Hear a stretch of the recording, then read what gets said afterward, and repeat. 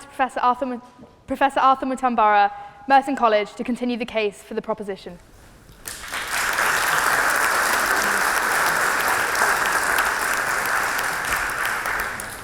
Madam President, it feels good to be back in the Oxford Union 27 years later. I don't know how many of you were alive when I joined the Union. I rise to speak in affirmation of the topic that says democracies must never ally with authoritarian regimes. And I must start by conceding that this is a very difficult debate. Why? What is a democracy? Where do we start and where do we end? What is an authoritarian regime? Where do we start? Where do we end? And in any case, democracies, so-called democracies, do bad things in their own countries. You want evidence? In the United States of America today, police brutality. 1/3 of the young black males in America are in prison or parole or probation. In England, beautiful England, the Macpherson Report of 1999 institutionalized racism in Britain. Not only that, democracies do create dictators in other regions. Democracies do create authoritarian regimes. Saddam Hussein was created by America when George Bush Sr. was at the CIA. Osama bin Laden is a creation of America. Mobutu Sese Seko was a creation of America. You love Mandela, don't you? The Americans and the British supported apartheid under Thatcher and Reagan. Constructive engagement. You love Mandela, don't you? When Mandela was arrested in 1962, it was on the strength of information from the CIA to the South African authorities. These democracies, Madam President, have a very difficult history. Authoritarian regimes, I know they're bad, but guess what? They also do some interesting good things. Their economies are strong. China has been able to remove 400 million people from poverty to prosperity. Singapore is not your favorite democracy. It's number 3, number 4 in the world in terms of competitiveness. Malaysia is doing all right. The Saudis are rich. So authoritarian regimes do some interesting good things. But what's more interesting to me as an African, when I was fighting for freedom, as Mkondo Sizwe, when I was fighting for freedom as Apla, when I was fighting for freedom as Zanla and Zipra, who gave me arms? By the way, it's Patrick Henry who said, give me freedom or give me death.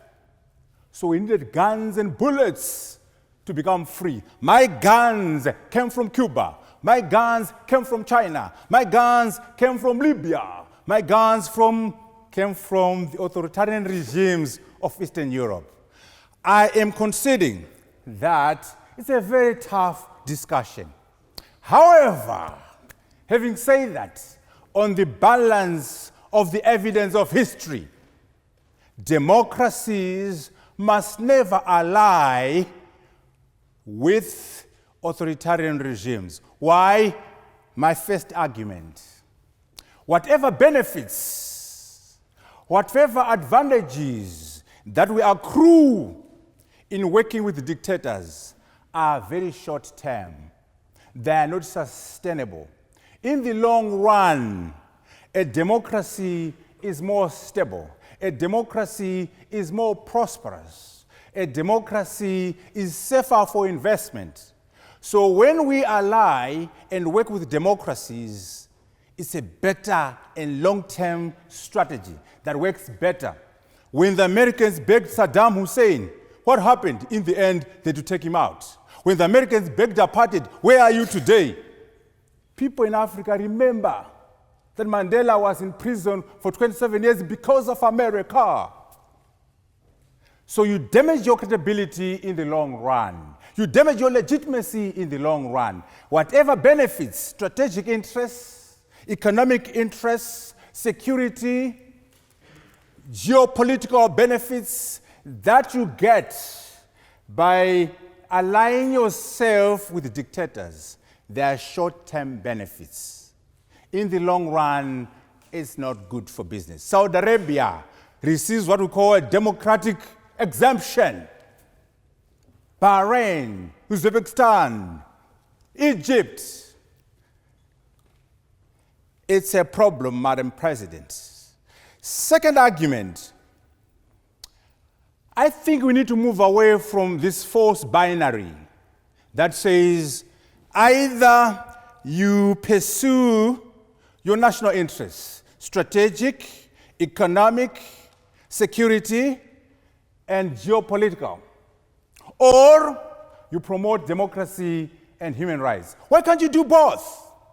Surely, with a creative foreign policy framework, surely with better innovation, you'll be able to pursue your national interests. At the same time, promote, incentivize, and encourage human rights, and also encourage democracy.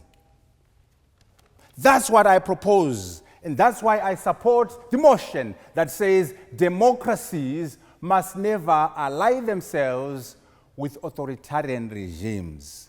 Our problem, Madam President, is a man called Palmerston and a man called Kissinger. Viscount Palmerston, Prime Minister Palmerston, a great statesman in the UK, 2 times Prime Minister, 3 times as Foreign Secretary, died in 1865. What did he say? We do not have permanent enemies. We do not have permanent friends. All we have are permanent interests. And I close quote. That's Lord Palmerston, who died in 1865. And of course, our friend from the US, Henry Kissinger, also joined on the bandwagon of Palmerston. What does he say? America does not have permanent friends. America does not have permanent enemies, only permanent interests. That is the problem that we have. Our foreign policy doctrine in America, in Europe, in the world has been informed by realpolitik, by this argument of saying we have permanent interests. What that means is, according to Kissinger, according to Palmerston, if a dictator is serving your interests, you partner with the dictator in pursuit of your permanent interests. If a democracy is serving your interests, you partner with the democracy to pursue your interests. On a point of information. Thank you. I'm too busy.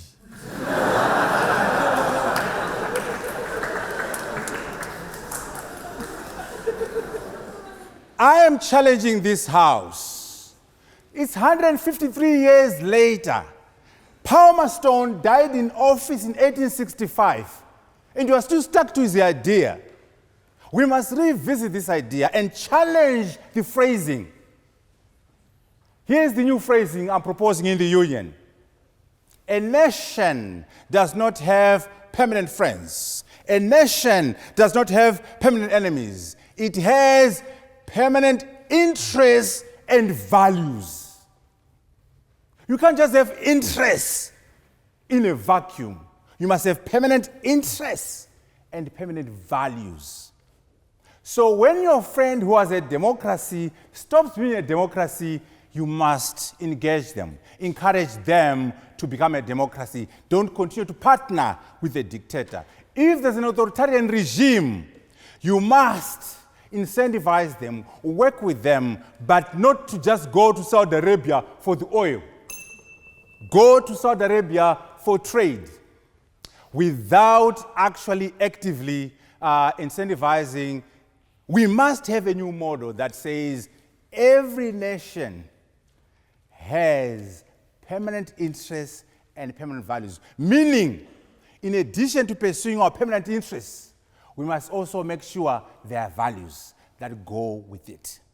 How can you say, I'm going to get my oil, I'm going to sell my guns, I'm going to work with a country where there's torture, where there's child labor, where there's slavery. Really? Shame on us. Madam President, my last point is what I call the essence of humanity.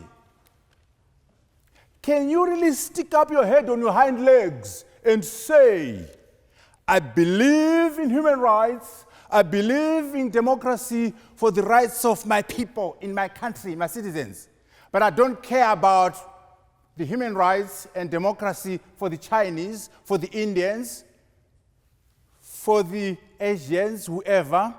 Really, can you be credible? The freedom of expression, human rights are absolute. The belief has to be absolute. And not, we are living now under globalization, under the ICT revolution. Our nations are interconnected. Our nations are interdependent. We are now pushing the notion of collective humanity, shared dignity. I want to end on a question, Madam President.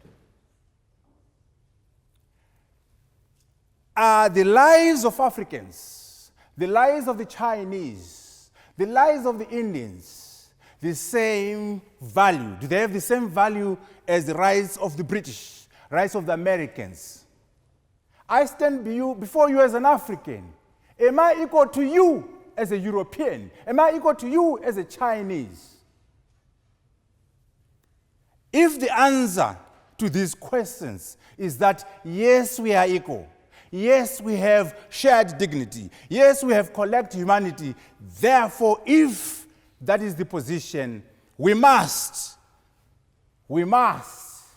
vote in affirmation to the motion that says democracies must live ally with authoritarian regimes. I thank you so very much.